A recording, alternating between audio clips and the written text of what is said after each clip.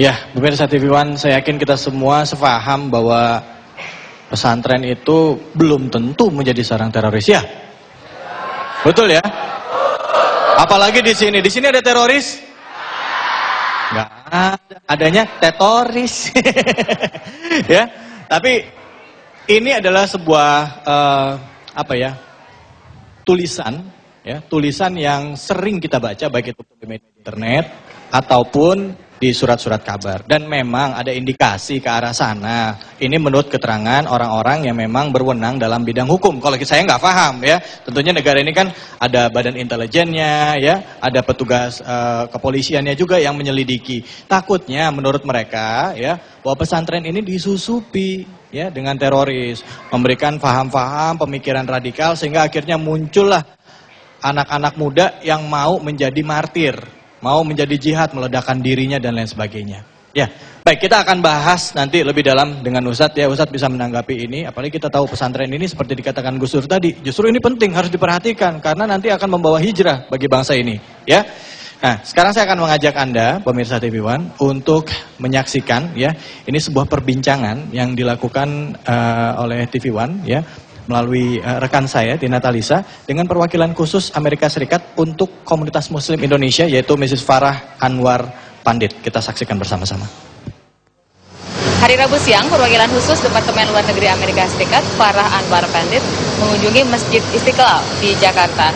Kunjungan ini bukan hanya kunjungan pertama ke Indonesia, tetapi juga merupakan kunjungan pertama kali ke Asia Tenggara.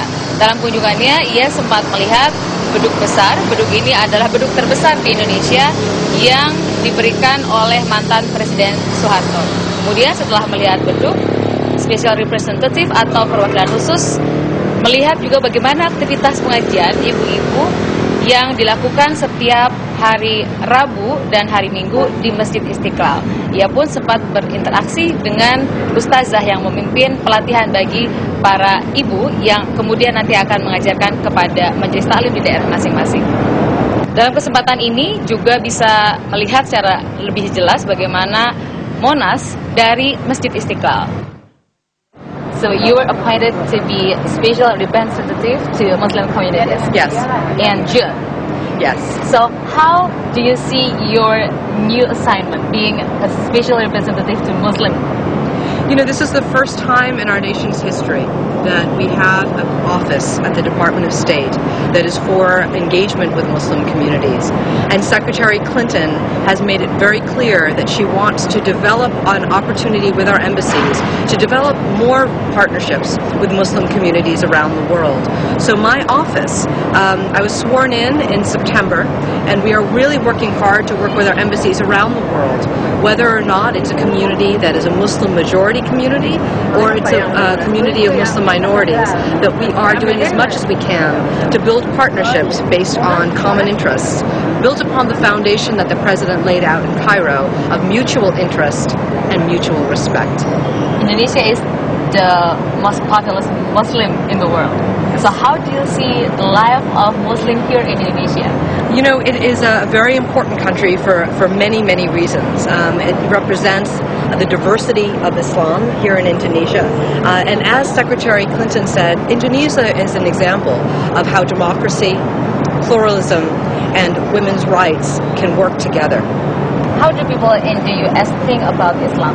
I mean that some people in the Western countries, including the United States, think that terrorists are related to Islam.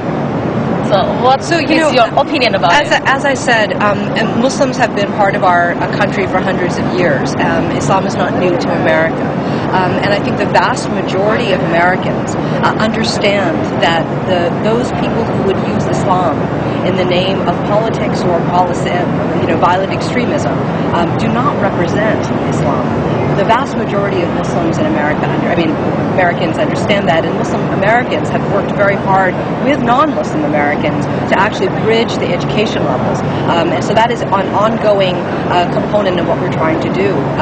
But I will tell you that I think what has been very inspirational for me as I've had my job is that so many young people around the world are actually very interested on this very topic that you're talking about.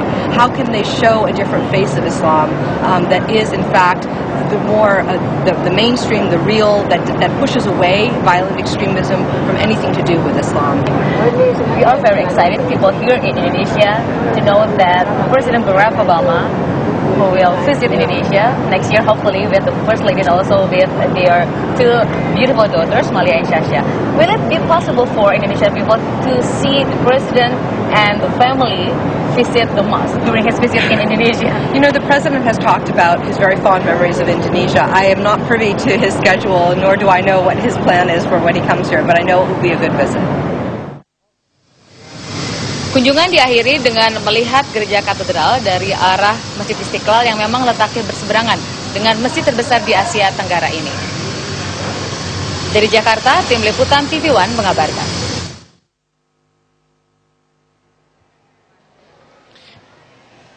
Ya, baik, itulah tadi Tina Talisa dengan perwakilan khusus Amerika Serikat untuk komunitas Muslim, yaitu Mrs. Farah Anwar Pandit, ya, di mana ini ditunjukkan Amerika memiliki keseriusan, ya, menyatakan bahwa Amerika itu tidak berseberangan dengan Islam, katanya begitu, ya, bahwa Islam itu sebenarnya jauh dari kekerasan, kira-kira begitu. Nah, Ustadz melihat ini apa yang dilakukan oleh Mrs. Farah Anwar ini, apakah ini suatu arah yang lebih baik, ya, bahwa Amerika ini lebih memperhatikan Islam, atau justru hal sebaliknya nih Ustadz nih?